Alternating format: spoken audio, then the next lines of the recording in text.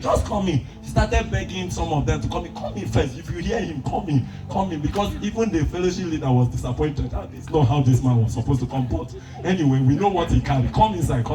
So they came inside and sat down, and then they announced, and they could not introduce me so big again. They had to withdraw the word small. So said he's here. The person we're waiting for. We are sorry.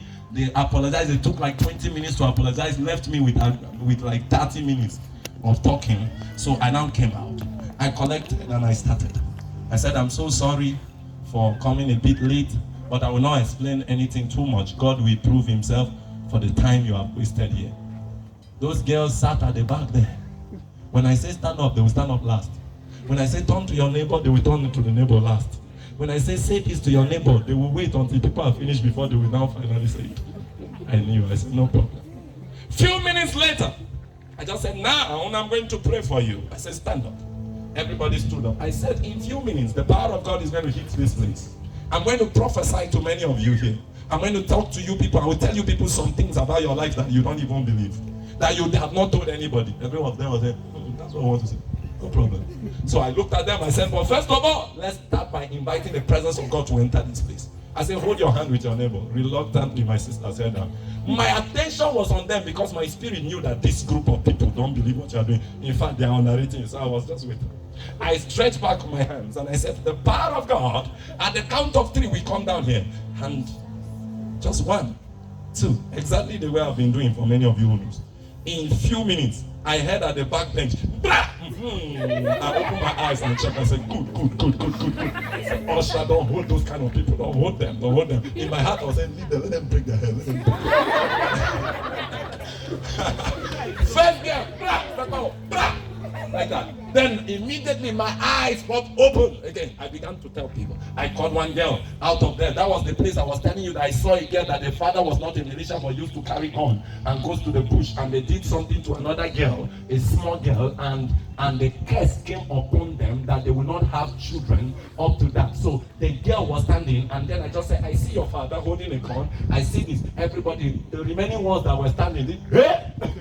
And the girl was there, the mother was behind, the mother came close and said, it's true. I said, and I see the man, and I see them holding a girl of 16 years, a girl that is around 16 years, and they are maltreating the girl. They're doing some things like that, and that thing has happened. So you can't even complete this tertiary institution you are trying to go to. And there are some things that are going to happen around your life. In fact, this has been happening. The girl started crying. The mother started crying. The remaining student became, hey, next. Now, the whole became rowdy. Every place became rowdy.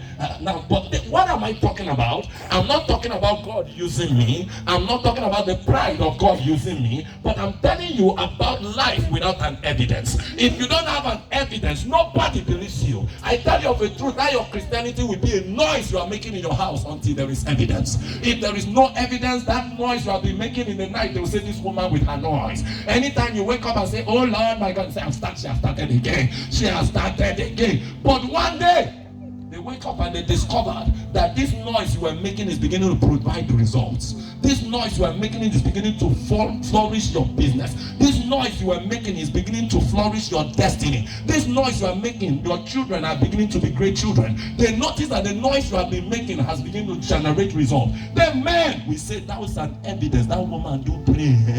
That woman do pray. But at that time, it is the product of that evidence that have brought confirmation. My brother, life without an evidence will call for disgrace.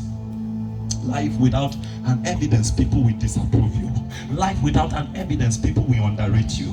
Can I tell you something? The Bible says, and Jesus, in John chapter 3 from verse 1, the Bible says, by night, a man by name Nicodemus came to Jesus by night and said, Rabbi, we know thou art a great teacher come from God. For no man can do these miracles that thou doest, except God be with him. So in other words, the reason they believed Jesus was not because he was teaching, but we believe you because we are seeing blind eyes open. We see this one happening. We see this one happen. That's why a Christian life without miracles is a life that people will humiliate. A Christian life without things that we prove. You can't go to the market and come back like everybody and you expect people to know you're a Christian. You got to change your belief and say, God, you need to help me.